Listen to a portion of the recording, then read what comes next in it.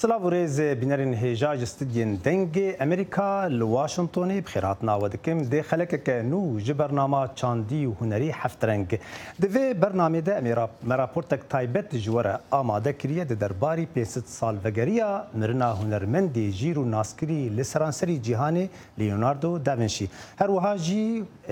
در هنری سینما شپول عباسی و میوانی مبد استودیو ده داگم هنه کی رونیه بینن لسر فیلمی وی یه داوی بناوی پرفورمانس مریان و هن بابتین دن ده درباری کارو خباتی وی دواری سینما ده. لی سرانسری ایتالیا پیشنگها رنگارنگ لی جبرهمی هنرمندی یه ایتالی یه نافدار لیوناردو داوینشی و بونه مینا رزگرتنی جوی هنرمندی بناو دنگ گوبوی آیکوناک هنری ده همو سردمانده.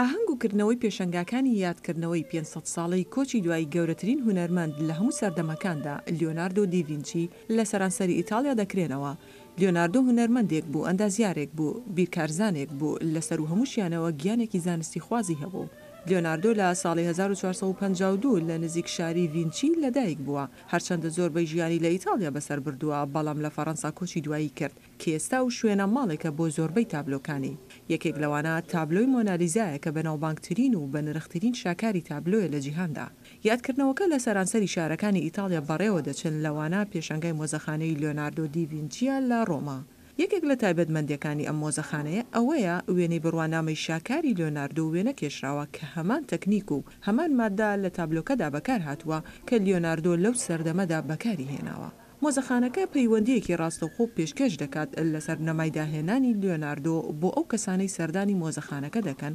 لەگەڵ کارە هونەری جوڵاوەکاندا.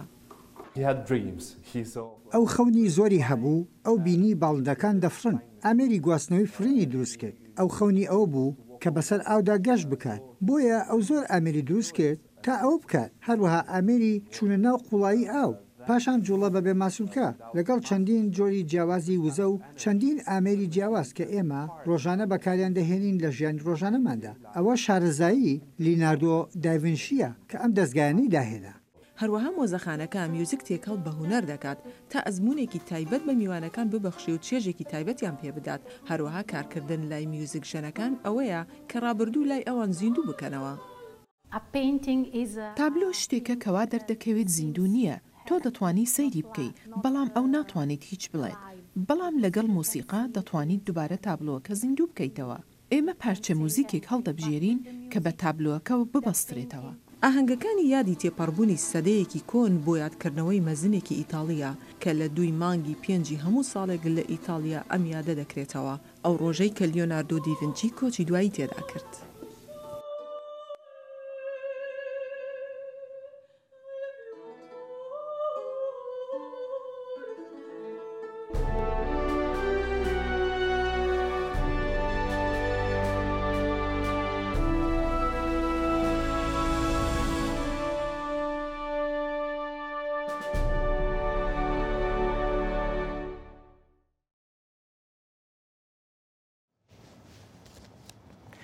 شپول عباسی در هنری سینما و کارمندی دنگ امریکا بش فارسی پشتی خوندنا سینما ل ایران شپول ایدی دخوازه گو نرین خیال و باوری خواه دریکا کامیری ده بین زمان جدمک نزیک و فیلمکی خواه یه نو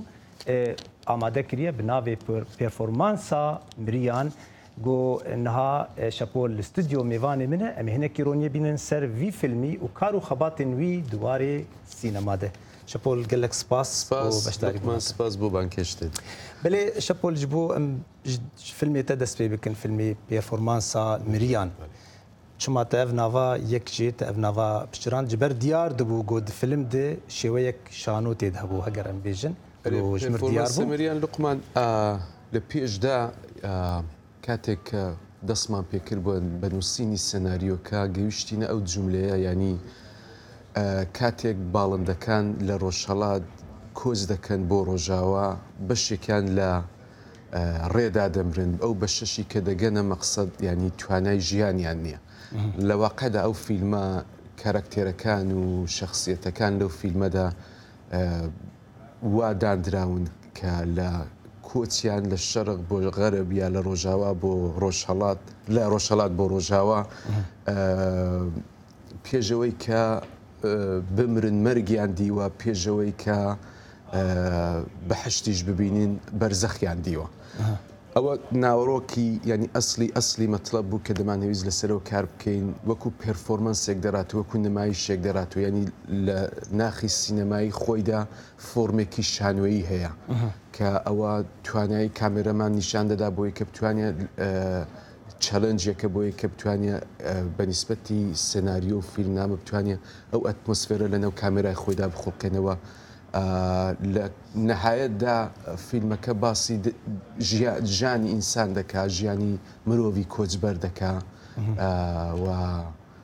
بەگشتی پێرفۆرمەنسێکە لەو ئینسانانی کە زیندون بەڵام مردون. هەگەر ئەس بپرسم فیلمێتە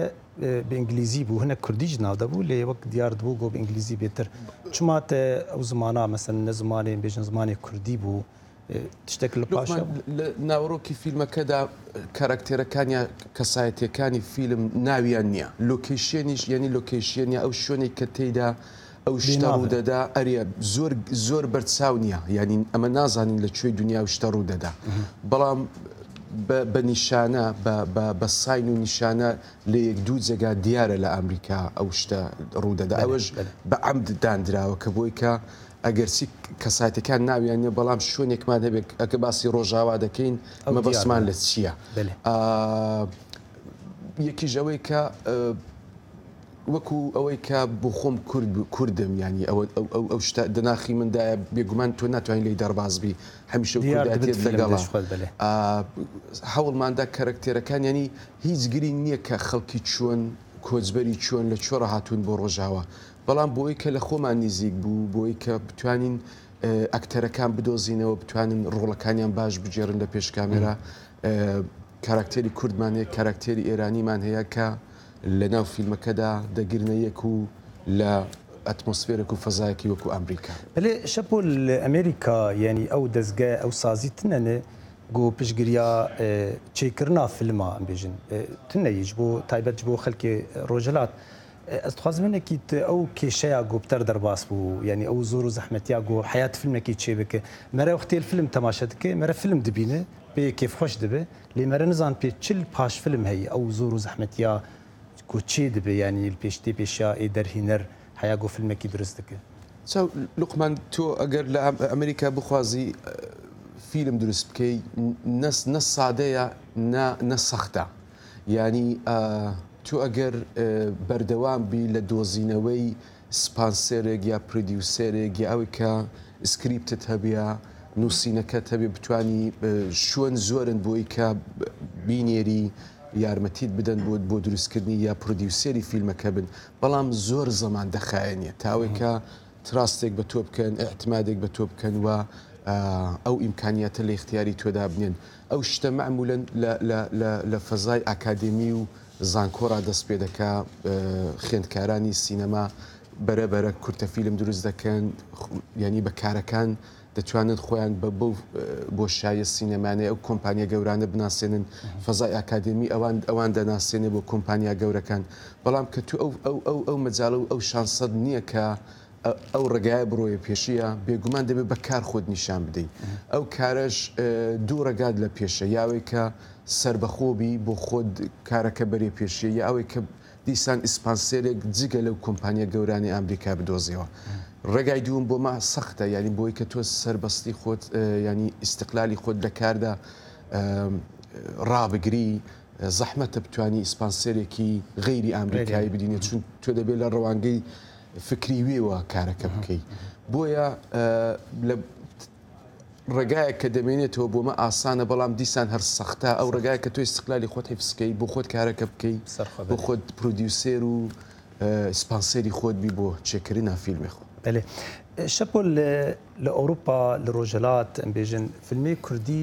ڕۆلا خۆت لیزە هدیە دێم دبینن فەستیڤال و مهرەجان چێ دبنجی فیلمار فیلمی کوردی لە ئەمریکا و تشتان نابینن تەویگۆ ینی کۆمەلا کورد لێدەیە ڕەڤەندا کوردی لێدە هەیە و ئەمریکیژی دزانن دەرهێنەری باشی کووردا هەنێ چما سینەما کوردی هین دەرباسی ئەمریکا نەبووی چما لێسەر ئەمبێژن ئەکرانی تەلڤیزیۆنی ئەمریکییانژی دناو فستیڤالا دیار نابێ. لوقمان بۆی کە کارەکان تاکن تۆ دەبینی هەر ساڵی یا چەند ساڵ جارێک فیلمێکی کوردی لەلایەن دەرهێنەرێکی کورد دروست دەبێ و دەنگێک دەکا و تەواو دەبێ دەڕوا. وڵاتانی دیکە بە تاک کار ناکەن ئیستراتیژیەک هەیە لە وڵاتان ینی بەرنمەیەکی بۆ دادنێن ناهێڵم بە تاک کۆتایی بێ بۆ نمونە ئەلانەمە چاو لێ بکەین 15 یا 20 دەرهێنەری کوردمان ئەگەر هەبێ کە کارەکە دەرهێنەر و فیلمسازمان زۆرە بەڵام ئەوی کە کارەکانیان بیندرا بێ کەمن و ئەوانە بە تاک بۆ خۆیان کار دەکەن ینی ئیستراتیژیەکی درێژخایەنی حکوومەتی یان چۆن دەڵێن سیاسی مەسەلەکە لە پشتی دەرهێنەر یا فیلمسازی یا هونەرمەندی کوردنیە بۆی کە بتوانێت لەو بازاڕە گەورەی ئەمریکادا خۆی نیشان بدە و بەڕای من هۆیەکەی ئەوەیە کە ئەمە بە تاک دێنە پێش بە تاکی ژیانی تۆ چەندە توانایت هەیە بمێنیەوە لەو دنیا گەورەی سینەمای ئەمریکاداوە خۆت نیشان بدەی و بمێنیەوە. شەپۆل فیلمێ گوت فیلمێکی دنیژی بەری ئانا دەرخست بوو فیلمی دوێم لە ئەمریکان بێژنتە دروستکریە ji bo tu bela bike bêjin çawa rêg û belakirina film filmê xweş vê de bela bike bişîne deverê din em bêjin festîval û mehrecanê filman ê sînema. لوقمان تۆ کە فیلمێک دروست دەکەی دیسان دوو ڕێگات لە پێش یا بۆ خۆت سابمیتی دەکەی لە فستیڤالەکاندایە ینی وەکو مستەقل بۆ خۆت لە فستیڤالەکان سابمیتی دەکەی بە جۆرەی کوالیتی کارەکە یا ئەوەی کە لە فیلمی تۆ لە چ ژان ڕێکدایە و بتەوێت لە چ فستیڤالێکدا بەشداربی زۆر گرنگە بۆ نمونە ئەو پرفۆرمەنسی مەریان تۆ ناتوانانی لە زۆربەی فستیڤالەکان بەشداربی چون لەگەڵ سیاسەتی زۆربەی فستیڤالەکان ناخێنێتەوە هەر ساڵی سیاسەتەکانیش یا ڕادەگیرێ یا دەگۆڕدرێ بەڵام ئەگەر نەتەوێت لە ڕێگای خۆتەوە سابمیتی بکە یا بەشداربی لە فستیڤالەکاندا حتممە دەبێت دیستریبیوتێرت هەبێ ینی دیستریبیوتەر وەکەوەی کە فیلمەکە دووەربگرە کارەکانی سابمیتکردن و بڵاوکردنەوەی لە فستیڤالەکاندا بەستۆ بگرێ و هەروەها فرۆشی فیلمەکە لە ئاستی وڵاتاندا لە ئەمریکا بێ لە جیهان بێ لە ئەوروپا بێ و ئەو دیستریبیوتەرە زۆر گرنگ ئەمە هێستا فێری ئەو دیستریبیوتەرێژ نەبووین یعنی نەبوو خۆمان دیستریبیوتێری باشمان هەیە نەتوانیمانە وەکو دەرهێنەر وەکو فیلمساز وەکو هونەرمەند پەیوەندی باشمان هەبێت لەگەڵ دیستریبیوتێری باش لە ئەوروپا لە ئەمریکا و ئەو پەیوەندیە دەبێت بەرقەرار بێت یعنی دیستریبیوتەرەکان دەبێت هونەرمەندی کورد بناسن بەڕاستی. هێویدارم بۆ ئەو تشتا ببێ ئەو تشتێک گفت دلێتە دە کارێتە ژی لە پێش بێ کارێتە لەسەر ئەکرانی تلڤیزیۆنین یانجی سینەمای دنیای ببینن ئەو کار و خەباتا گوتت کە دزانم نە ئاسانە کارێکی زۆرە دەستخۆشیە ددن سەرکردنج کارێتەر گەلک سپاس بۆ بەشداریبووناتە ناو بەرنامەیە دژی هێویدارم گۆ نێزیک فیلمێ نوح جوانتر و خۆشتر پێشکەشی مەبێت بینەرên hêjam gişin dawiya vê xelekê ji bernama heft reng heyyanî heftiyeke din çavê we li riya me be bimînin di xêr û xweşiyê de li gel silav û rêzê.